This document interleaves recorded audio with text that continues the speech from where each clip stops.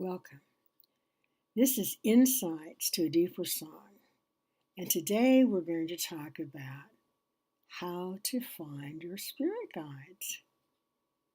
This is Cara Lumen, and I'm the founder of the Deeper Song community, and I'm an explorer and a map maker and a spiritual philosopher. And never in a million years did I think that my second vlog would be that we would be talking about how to find your spirit guides. But that's what we're going to do. So here's the premise that I want you to begin with. Only 5% of our consciousness is that we are conscious. The other 95% we are unconscious of. So all I'm doing is suggesting that we find ways to go exploring into this outer, whatever it is, the nowhere that we came from. So one of the fun ways that I have found to do is spirit guides. So let me back up a little bit. 40 years ago, when I lived in New York City, I created a person in my mind called Sage. And I actually used her as a description for people I want to coach.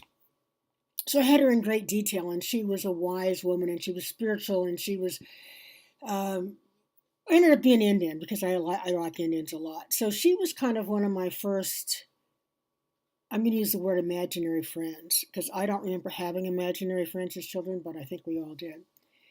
And then, as long as I was collecting people around, imaginary people around me to take care of me and help me, I figured out I had Alexandra, who was an Amazon warrior, and boy, did she want me to walk further and reach further and do all those physical plane things that I was not as excited about doing.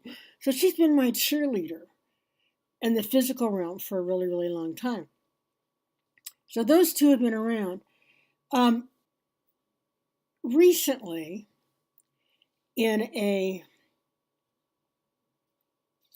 visioning exercise with David Nickel of the Gaia Field Project, we had this group visualization. We had our eyes closed and he was leading us. And at one point he said, see something flying towards you.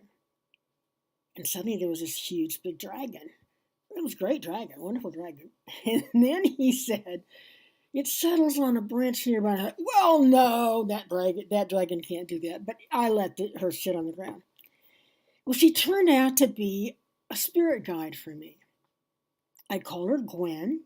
I have a statue that's pretty big. I got it at Amazon for her to represent her.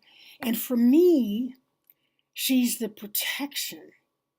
And one of the first things she said to me was, why do you feel lonely when the entire universe is within you? That's actually a Rumi quote, but she seemed to know about it. So anyway, I have Gwen, and Gwen wrapped her tail around me and kept me safe. And that was the first experience recently that I've had of actively using a spirit guide. Now I want to kind of put another thing in here.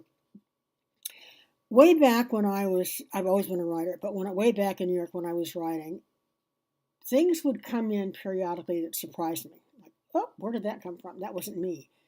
So again, back in this picturing thing, I pictured this trio of men, old with little beards and feathered quills that were Shakespearean type things, that were telling me what to write. And so for a lot of years, thank you guys, that was a really good statement. Oh, that was really good. Where did that come from? Oh, I know these guys. Well, it's not. It's from in me. I'm all that is. You're all that is. We're all that is. So now I know that when these wonderful words come through me, it's me. It's just a deeper me. It's that me that I don't know as well, but it's all me. And if you want to use the word channeling, use the word channeling. It doesn't mean it's me talking to me. Okay, so back to spirit guides. All of this is in your imagination, but play with it. Go with it. It may or may not be. I don't know. I don't know what the other 95% is. Okay, so the next thing that I did as far as finding a spirit guide was I was in a meditation and I wasn't looking for one in particular, um, but kind of in the right appeared this dark, fuzzy, wolf-like face. And I thought, oh. And I kind of went on with what I was thinking about. And I thought, but wait, I need to see what that is. And I went back and it was a wolf, a black wolf. Well, that was the first spirit guide that appeared to me besides Gwen. That was the second spirit guide that appeared to me. So that's how they show up in unexpected ways. Now, let's talk about how you get them to come to you. You sit in a quiet place and you really say to yourself, to the world, to whatever this is out there, this other 95% we don't know, I would like to meet one of my spirit guides. And you close your eyes and see what happens. And whatever shows up, trust it. Ask it how you might want to work with, how you're to work with it in anything, and thank it. Be sure and thank it, because these are parts of ourselves that are coming in to help us live our lives. So do that. What else do you with spirit guides? Well,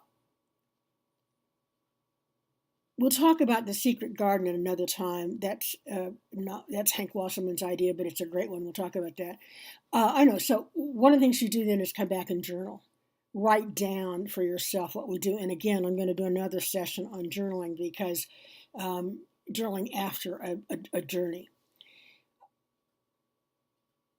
So you use your spirit guides as ways to put into shape, into your imagination, assistance that you need. It could be an angel, it could be a fairy, it could be